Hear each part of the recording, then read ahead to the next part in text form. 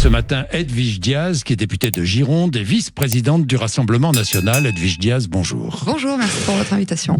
Bon, alors, on a besoin de comprendre. Et je me mets à la place de toutes celles et ceux qui nous écoutent, qui veulent savoir ce qui va se passer. Remarquez, vous ne le savez peut-être pas, ce qui va se passer. Que va-t-il se passer dans la journée, Edwige Diaz? Il peut se passer beaucoup de choses. Les cartes sont entre les mains du gouvernement.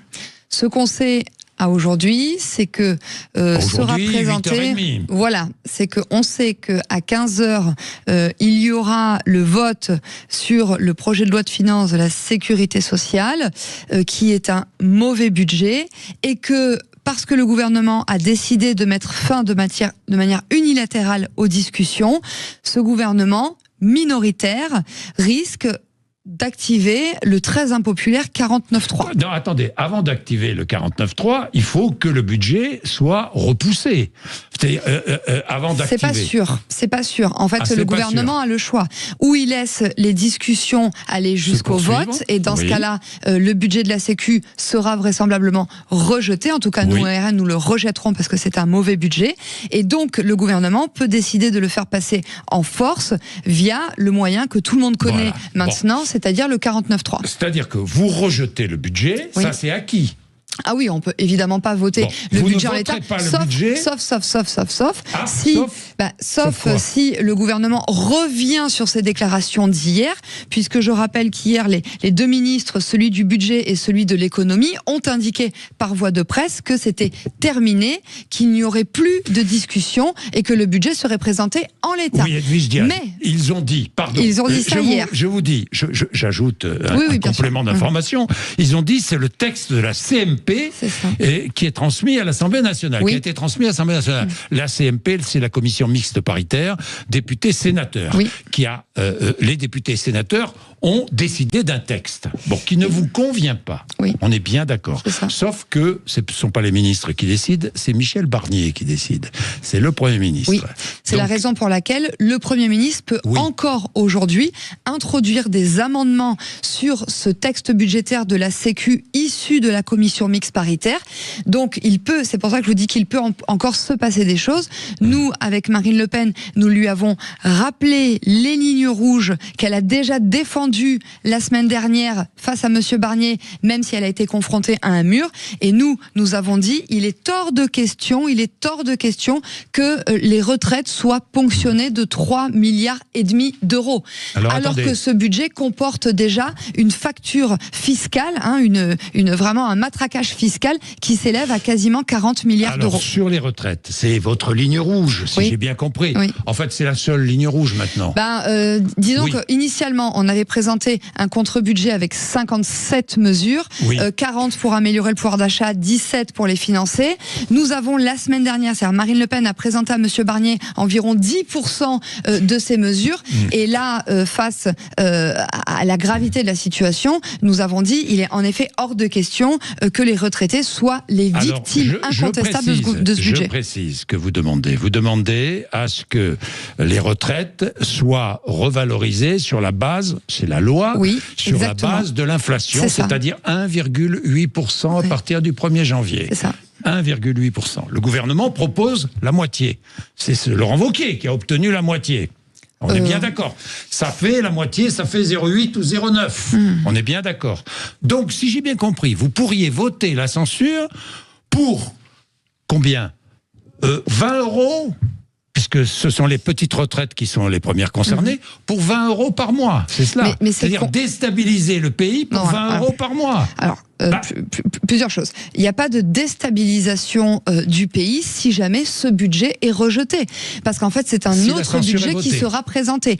Il n'y a pas non plus de catastrophisme si ce gouvernement est renversé, parce qu'il y aura un autre gouvernement qui sera nommé et donc qui pourra présenter un autre budget. Et nous espérons que ce budget prendra en compte. Oui, mais qu'est-ce que c'est qui est le plus grave dans cette affaire?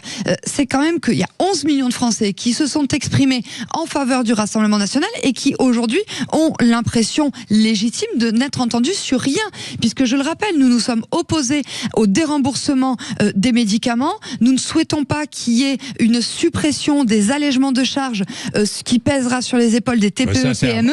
Il y a la question de la retraite et aussi la question du prix de l'électricité. Mais là, c'est gravissime, le prix de l'électricité. Alors, vous allez certainement me dire que M. Barnier a concédé une limitation de la hausse des taxes sur le prix de l'électricité. Mais il n'y a qu'un seul malheur, et ce sont les ministres qui l'ont annoncé hier dans leurs interviews, c'est qu'ils ne savent pas comment ils vont financer cette mesure fiscale avantageuse. Et moi, ce que je ne veux pas, c'est que la baisse du prix de l'électricité soit compensée par une hausse du prix du gaz. C'est ce qui a été malheureusement voté par le Sénat la semaine dernière. Oui, mais là, vous vous trompez, puisque le Sénat a supprimé hier, dans le budget, la hausse des taxes sur le gaz. C'est heureux, mais ça ne nous dit pas. C'est heureux, oui. Oui, mais ça ne nous dit pas. C'est-à-dire que c'est une de vos demandes aussi qui est satisfaite. Ça ne nous dit pas comment, à la lecture de l'interview d'hier de Monsieur Antoine Armand, il dit, oui, on va discuter dans les prochains jours de comment nous allons financer cette mesure. Mais c'est gravissime. C'est gravissime. Mais Edwige Diaz, que voulez-vous ? Je vais aller au fond du problème, parce que le fond du problème, c'est, vous discutez sur un point, un autre, vous avez été satisfait, puis pas satisfait au Rassemblement national. Mais que voulez-vous ? Est-ce que vous voulez la chute du gouvernement Barnier? Mais en fait, nous, ce qu'on veut avant tout, c'est servir l'intérêt des Français. Non, mais laissez-moi avancer. Oui, l'intérêt des Français n'est pas défendu par ce budget qui est lui-même soutenu par Monsieur Barnier. Donc si pour protéger les Français, il faut faire tomber Michel Barnier, oui, nous le ferons. Parce que ce budget est mauvais, c'est un budget de matraquage fiscal, de casse sociale et de mépris considérable à l'égard du peuple français qui s'est exprimé il y a quelques mois. Michel Barnier, que les choses soient claires. Sauf s'il y a un triple salto en arrière. Sauf si M. Barnier revient sur sa position. Si, mais là, il est particulièrement dur et visiblement, il a décidé de fermer unilatéralement la porte. Donc on ne peut pas discuter avec des gens comme ça. Vous voulez faire tomber Michel Barnier, vous allez voter une motion de censure qui sera déposée par le nouveau Front Populaire, on est bien d'accord? Oui, peut-être par nous aussi, on n'a pas encore pris la décision. Nous avons une réunion de groupe à 14h tout à l'heure. Alors, il peut y avoir deux motions de censure qui soient déposées le même jour. Donc et les vous deux allez peuvent déposer une motion de censure? On en discute tout à l'heure à 14h, nous avons une réunion de groupe. De toute façon, qu'on dépose la motion de censure ou pas, malheureusement, le nouveau Front Populaire, avec le sectarisme qui le caractérise, ne votera jamais en faveur de notre motion de censure. Donc en fait, ce qui nous reste, et nous, je vous l'ai dit, notre seule boussole, c'est l'intérêt des Français. Si nous décidons de censurer le gouvernement parce qu'il n'a pas décidé de faire un pas vis-à-vis de nous, eh bien oui, nous voterons la motion de censure déposée par le nouveau Front Populaire. Donc vous voterez avec le nouveau Front Populaire, on est bien d'accord, hein? Mais dites-moi, n'est-ce pas vous qui avez combattu et dénoncé le vote du centre et de la droite avec la gauche aux législatives? Ce n'est pas vous? Mais ça n'a rien à voir. Ah bon? Je vais vous expliquer pourquoi.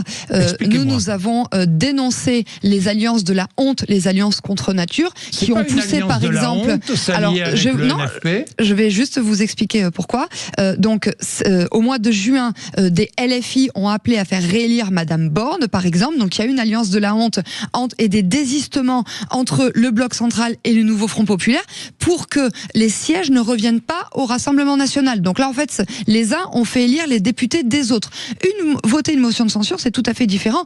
C'est pas parce que vous votez la motion de censure de l'un ou de l'autre que vous partagez. Vous votez le texte. Vous votez une motion de censure dont l'objectif est de renverser un gouvernement. Le but, c'est de renverser un gouvernement. Ça n'est pas d'apporter du crédit et ça n'est pas de partager un projet avec la personne avec qui vous votez la motion de censure. Vous voyez, c'est différent. Là, on n'est pas là pour faire élire ou pour soutenir le nouveau Front Populaire ou pas. On est là juste pour renverser le gouvernement. Et ça, tous ceux qui connaissent... Exactement. Que vous votez. Exactement. Peu importe le texte que vous votez. Oui, parce qu'en fait, le texte, si vous voulez... du NFP, peu importe, ça ne vous intéresse pas. Parce qu'en fait, vous votez contre pour bouleverser la vie politique et renverser le gouvernement. On ne vote pas sur le contenu d'un texte politique, on vote une motion de censure qui permet de faire tomber le gouvernement. C'est comme ça, en fait. Ça, c'est dans la Constitution. C'est pas Edwige Diaz qui le dit. Hein. Alors, Edwige Diaz, si le gouvernement tombe, un nouveau Premier ministre devra être nommé, on est bien d'accord. Que vous censurerez. Ça dépend. Ah bon? Alors, ça dépend. Dites-moi, on n'a pas changé, Premier ministre qui serait d'où? qui viendrait d'où?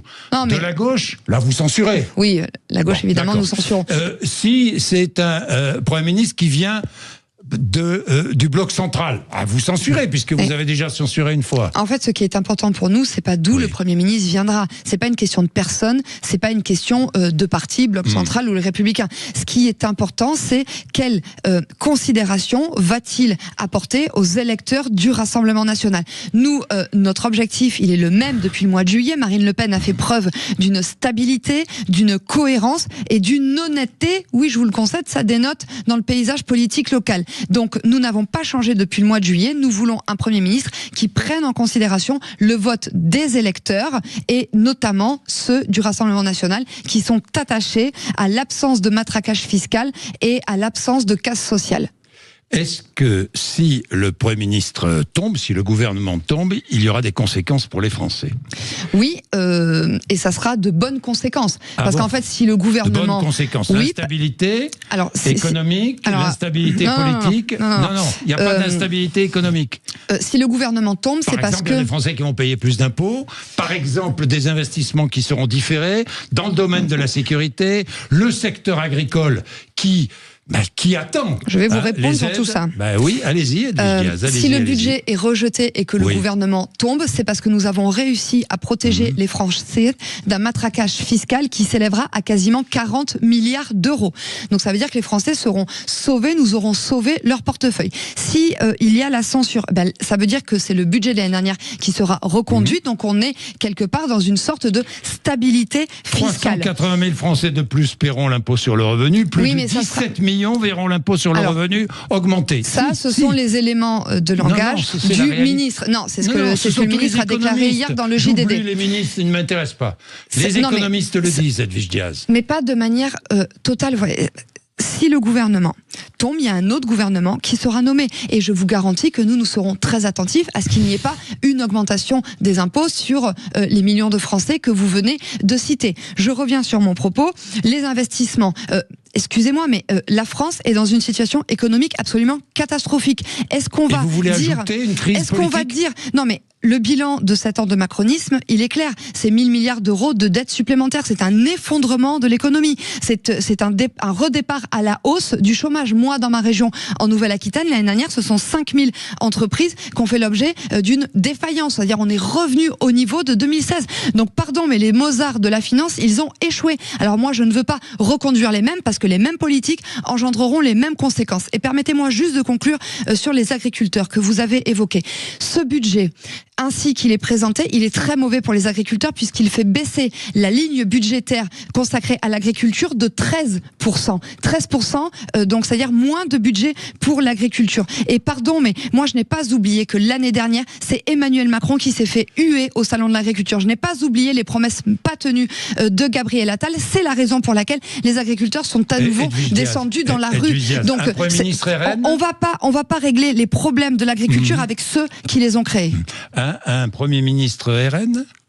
En l'état actuel, ça n'est pas possible. Malheureusement, moi je le regrette. Vous savez que je milite évidemment pour que ce soit Jordan Bardella le Premier ministre de la France. Mais il faudra attendre une prochaine dissolution de l'Assemblée nationale que nous appelons de nos vœux. Et nous appelons aussi qu'il y ait de la proportionnelle, parce qu'avec une proportionnelle, avec une dose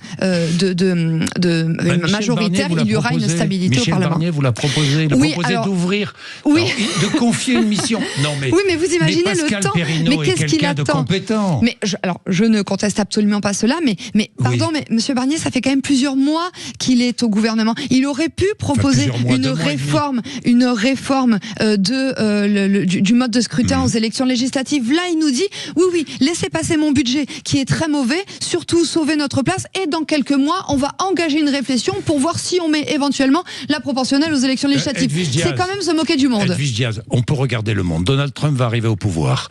Il y a la guerre aux portes de l'Europe. La situation économique et financière de la France est très inquiétante. Et vous voulez ajouter de l'instabilité, politique et économique. Edwige Diaz, je vous pose une autre question.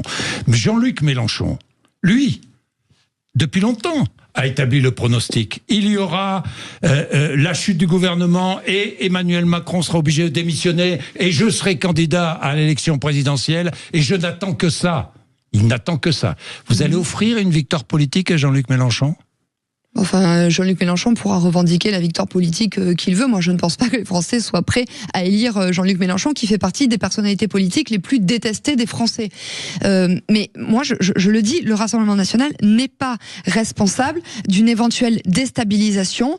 La situation économique dramatique de notre pays, elle n'est pas du tout du fait du Rassemblement national. Et je le dis, nous prendrons toutes nos décisions en responsabilité. Et la responsabilité actuelle, c'est de rejeter un budget qui est mauvais pour les Français et que le prochain gouvernement se remette en question. Le jour où le prochain gouvernement nous accordera les concessions largement réclamées par les Français, la stabilité sera retrouvée. Donc les cartes sont entre les mains du Premier ministre et de Monsieur Macron, qui peut prendre la décision, la décision, en effet, de présenter sa démission. Je crois que cela réjouira environ 2/3 des Français. Je viens d'entendre. Vous demandez la démission d'Emmanuel Macron. Non, je ne demande pas la démission d'Emmanuel Macron. Mais je dis qu'il doit se poser la question. C'est le chef de l'État. Il doit être garant de la stabilité de l'État. Donc il doit démissionner pour provoquer une présidentielle. Vous pensez qu'on a besoin d'une présidentielle, mais vous pensez qu'on a besoin de quoi? Mais est-ce qu'on a besoin de continuer à travailler avec les mêmes qui ont conduit à l'effondrement du pays?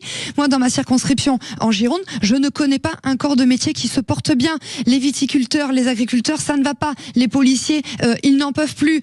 Dans la fonction publique, que ça soit par exemple les enseignants. Mais pardon, il n'y a pas un métier qui se porte bien. Et on va pas continuer avec les mêmes qui n'ont fait qu'une chose depuis qu'ils sont arrivés au pouvoir, c'est aggraver la situation de notre pays. Donc vous voulez une élection présidentielle pour que Marine Le Pen puisse se présenter. Est-ce que, franchement, est-ce qu'il n'y a pas derrière tout ça des calculs politiciens? Les Français, vous savez, les Français, quand on les interroge, que disent-ils? On approche de Noël, on a besoin, et notamment si je suis commerçant, j'ai besoin de stabilité, j'ai besoin de clients, je n'ai pas besoin d'inquiétude ni d'angoisse aujourd'hui. Qu'est-ce que vous leur dites? Moi je les ai entendus, ils nous ont appelés Sud Radio. Oui, moi aussi je les ai entendus sur ma circonscription. Je suis persuadé qu'ils vous disent ça. Le meilleur cadeau, le plus beau cadeau de Noël qu'on peut faire aux Français, c'est les préserver d'un budget qui va aggraver leur situation fiscale de 40 milliards d'euros. Et moi aussi, je les entends, les commerçants sur ma circonscription, qui savent très bien qu'avec ce budget, en raison de la suppression de l'allègement de charges, c'est 1,5 milliard d'euros supplémentaires qui va être ponctionné sur ces artisans commerçants. Mais Michel Barnier a dit qu'il allait revenir sur ces suppressions de charges. Mais je veux dire, le budget, on le vote tout à l'heure. Non, ça c'est le budget de la sécurité sociale. Oui, justement, les cotisations, etc., on en parle au budget de la sécurité sociale. Donc, mais dans le cadre du budget 2025, vous savez très bien qu'il peut prendre des mesures qui vont dans le sens de ce que vous demandez. Eh bien, qu'il se dépêche. C'est ce que nous attendons, sauf que c'est pas nous hier qui avons dit que nous fermions la porte. Donc nous souhaitons tout cela. Mais Monsieur Barnier, on peut pas se payer de mots. C'est terminé, c'est trop tard. Les Français n'en peuvent plus. Et juste pour vous répondre sur vos arrière-pensées, permettez-moi de dire ce que vous avez indiqué. L'arrière-pensée de Jean-Luc Mélenchon, de Marine Le Pen, et pas que. Et de Laurent Wauquiez et de Gabriel Attal, qui ne pensent qu'à une chose, Edwige Diaz. Est-ce que vous allez me dire le contraire? Oui, ah bon? Oui. Vous allez me dire le contraire. Je vais vous dire que j'ai la chance de côtoyer Marine Le Pen depuis des années. Je sais que c'est une femme de conviction, d'une grande sincérité et qui aime profondément les Français. Jamais, et elle l'a répété hier dans la tribune du dimanche, jamais elle ne prendra une décision politique en fonction de son cas personnel. Donc, si nous censurons le gouvernement, ça n'est pas pour éventuellement précipiter une élection présidentielle qui interviendrait peut-être avant un jugement qui conduirait Marine Le Pen à une illégibilité, etc. D'ailleurs, sur ce point-là, rien n'est moins sûr. Donc voilà, si nous censurons le gouvernement, c'est juste pour préserver l'intérêt des Français. Et vraiment, je me porte garante de la sincérité de Marine Le Pen. Bon, Edwige Diaz, vous dites que rien ne va plus, c'est ce que vous disiez tout à l'heure. La situation sociale, oui, se tend. Alors, est-ce que vous soutenez les grévistes de chez Michelin, de chez Auchan, de chez Valeo, de chez Arcelor? Vous les soutenez? Vous soutenez les grévistes de la SNCF, par exemple, grève reconductible à partir du 11? Mais c'est vrai que rien ne va. Rien ne va. Le gouvernement a vraiment entrepris... Vous encouragez toutes ces grèves? Notre rôle de politique, ça n'est pas d'encourager les grèves ou pas. Mais en tout cas, c'est de partager leurs souffrances et d'y apporter des solutions. Ont-ils raison de faire grève? Si c'est le seul moyen de se faire entendre, oui. Et je pense aussi à une autre entreprise dont on parle assez peu, c'est l'entreprise anciennement Adrexo qui vient de licencier 10 000 personnes en plus. Donc oui, c'est pour ça que les Mozart de l'économie, ceux qui nous donnent des leçons en matière de finances, de pouvoir d'achat, de réindustrialisation, etc., ils ont tout raté. Sinon, il n'y aurait pas toutes ces entreprises qui seraient contraintes de licencier. Et donc c'est pour ça que nous portons une alternative en matière économique. Oui, il faut des allègements de charges sur les entreprises au moment où le chômage repart à la hausse. Il faut baisser le prix de l'énergie via une renégociation. De charges des entreprises. Oui, mais pas suffisamment. La preuve, sinon on n'en serait pas là. La question de l'électricité, le coût de l'électricité coûte très cher aux entreprises et c'est ce qui les conduit à devenir moins compétitives et d'être confrontées à une concurrence internationale déloyale qui n'est pas tenable pour les entreprises françaises. Donc oui, moi j'adresse mon soutien aux travailleurs de ce pays qui sont en grève. Oui, tous les grévistes, tous ceux qui se mettent en grève, même chez Decathlon aussi, vous avez vu, grève tournante, 1 milliard d'euros de dividendes touchés par la famille Muliez, par les actionnaires. Ça vous scandalise ou pas? Oui, et c'est la raison pour laquelle nous avions proposé de taxer davantage la spéculation, les super dividendes. L'impôt sur les grandes fortunes, vous l'avez pas voté. Oui, parce qu'il était très mal formulé par le nouveau Front Populaire. Par contre, nous en avons dépensé un qui malheureusement, eux, n'ont pas voté, alors qu'il était beaucoup plus efficace que le leur. Donc oui, moi je le dis, on peut pas rester dans cette situation et le gouvernement n'a fait qu'aggraver les problèmes des travailleurs du quotidien et donc c'est pour ça qu'une raison de plus, nous ne pouvons pas continuer avec les mêmes. Bien, merci Edwige Diaz d'être venue nous voir ce matin, vraiment merci. Il est 8h56, chacun se fera une opinion, c'est notre rôle nous, d'offrir des éléments, puis en plus, après chacun décide.